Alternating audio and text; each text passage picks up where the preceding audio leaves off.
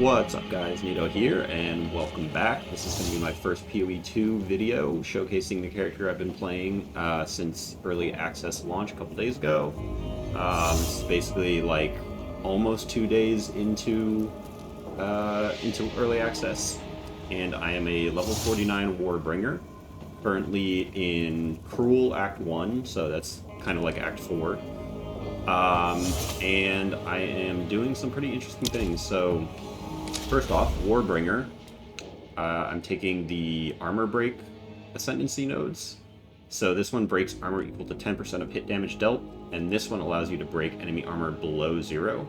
So I think what this does is it actually allows you to fully break armor twice, or at least like the negative armor is equivalent to the amount of positive armor, right? Like if you look at the numbers under the boss health bar, as it's breaking, you can see the symbol changes when it's fully broken, so you can kind of like see the total armor that it has, and then the broken armor shows up as well, like beyond the fully broke, so the negative armor, I mean.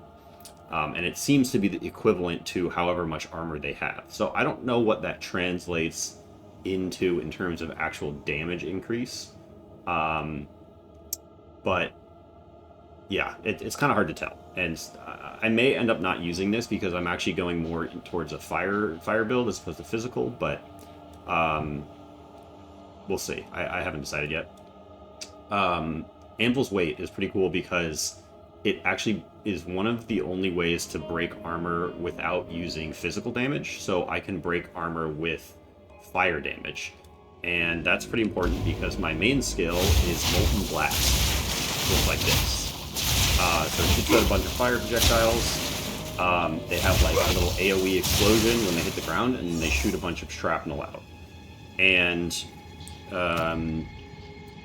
what we're doing with Molten Blast is using armor explosion support. So every time we fully break an enemy's armor, there's an additional AoE explosion from armor explosion, and that does fire damage. So all of our fire damage is now breaking armor and triggering these explosions. And then we use Scattershot for additional projectiles because Molten Blast says, while dual wielding, fires twice as many projectiles. So with Scattershot, we actually fire 6 projectiles, right? So like without it, we basically fire 1 per weapon. And then Scattershot fires 3 per weapon. So 6 total. And then we have extra AoE, which is going to, I believe, affect the armor explosion and the shotgunning of the projectiles. And the really cool thing that you can do is Shield Wall. The Shield Wall summons this little wall of rock, and I'm using Fortress support. So without Fortress, it looks like an actual wall, right? So it like creates the wall around you. But with Fortress support, it creates like a full circle, right?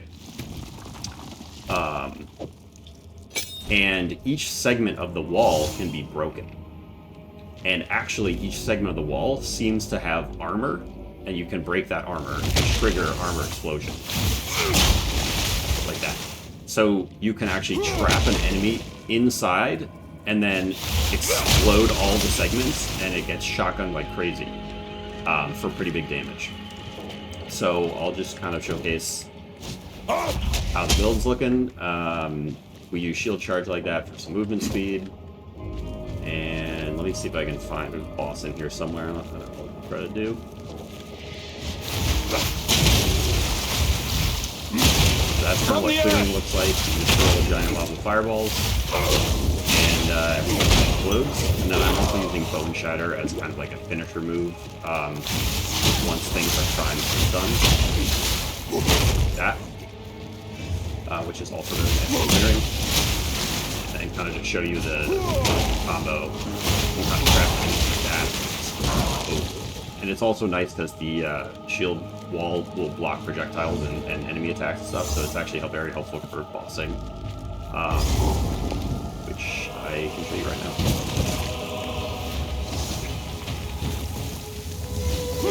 Okay, let's see, kind of literally want to craft this boss inside, and then boom.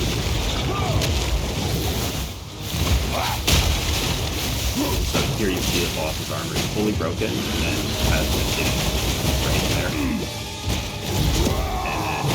prime for the stun, so I'm going to stun, and then set up perfect strike.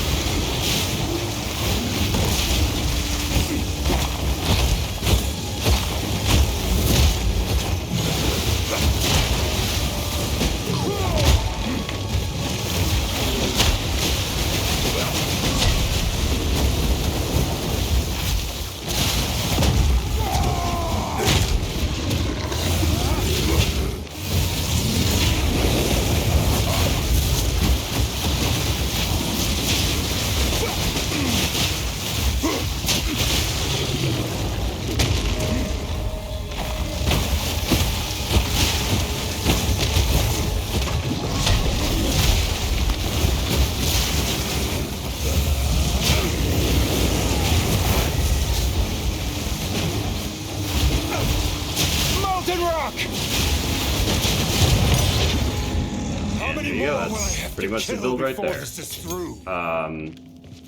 I did struggle a bit in Act 3 until kind of the build came online a little bit more, and I had a ton of trouble getting movement speed boots to drop. I was identifying like every single pair of boots I found and crafting on them and gambling for them, and I could not get any movement speed until finally these just dropped. The 20% movement speed, and then I crafted the rest on there. So yeah, movement speed has been a struggle, but now the character is feeling much better.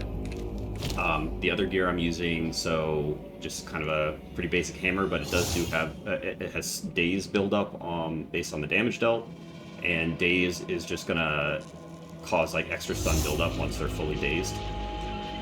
And then this is my other one, so it's got a little bit of life leech on there, some accuracy, and then just physical damage. I have this unique helmet, which is pretty good because it gives 15% additional physical damage reduction at the cost of all res, and it also has a nice life roll on there, so pretty nice. And then ring just got some regen, accuracy, resist, and phys damage. My other ring is pretty good because it has all res on there, and then a bunch of flat damage. And then body armor, I'm doing evasion based because I'm actually doing kind of like a hybrid evasion armor setup, and I'm using Wind Dancer, which is a spirit buff, and it basically, on being hit with a melee attack, it's going to knock all enemies back and then pin them, and we can use Expanse support for 50% more AoE, and it seems to ignore that 6-second cooldown because it's a spirit gem. So yeah, this works quite well. It basically, when you get hit with a melee attack, it just like freezes everything on the whole screen. Like, well, not freeze, but knocks everything back and pins it in place for like a second or so. And it also gives 16% more evasion rating per stack, and it stacks 3 times. So it's quite a bit of extra evasion rating. You lose those stacks when you get hit, though. Or well, actually, just when you get hit by a melee attack, which makes it quite good. And then I'm also running Time of Need, which is kind of that glowy effect you see on my character, and that's every periodically you're just getting healed, and removes curses and elemental ailments. And I'm using Fast Forward, which gives less skill effect duration, and that does actually affect the duration between blessings. So you can see like duration between blessings is 7.7 seconds. If I remove that, it's 11 seconds. So less duration is really good for Time of Need. And I am also using Herald of Ash as well. That's my last spirit buff. Pretty straightforward, just some extra clearing and AoE and stuff. And Persistence on there is going to increase the ignite duration. Again, it's actually really nice that you can see this in the window there. You can see the ignite duration actually does increase. So it's nice to know like when things are actually working. Yeah, so Molten Burst, Armor Explosion, Scatter Shot, and Magnified Effect. Bone Shatter has Impact, Shockwave, and Execute on it, so it's kind of my finisher move there. And then we've got Infernal Cry with Premeditation for more damage. Corrupting Cry doesn't really do much. I don't really. It's just kind of the only other support that's actually usable for Infernal Cry right now. So yeah, I just threw it in there. Shield Wall has martial tempo, so I can get it out faster because it is kind of a slow build. And then, yeah, obviously Fortress so that it's in a circle and we can explode more segments of it. And then Perfect Strike is Eternal Flame for the increased ignite duration, and the less chance to ignite doesn't really matter because it's guaranteed to ignite if you hit the Perfect Strike. And then Fire Infusion for some extra fire damage. And yeah, that's the build so far. It's feeling pretty good now. For a while, it was a bit of a struggle. I'm not gonna lie, it was a little bit of a struggle in Act 3, but we got there. So feeling good again, and I'm excited to keep going. All right, I will see you next time. Thanks for watching.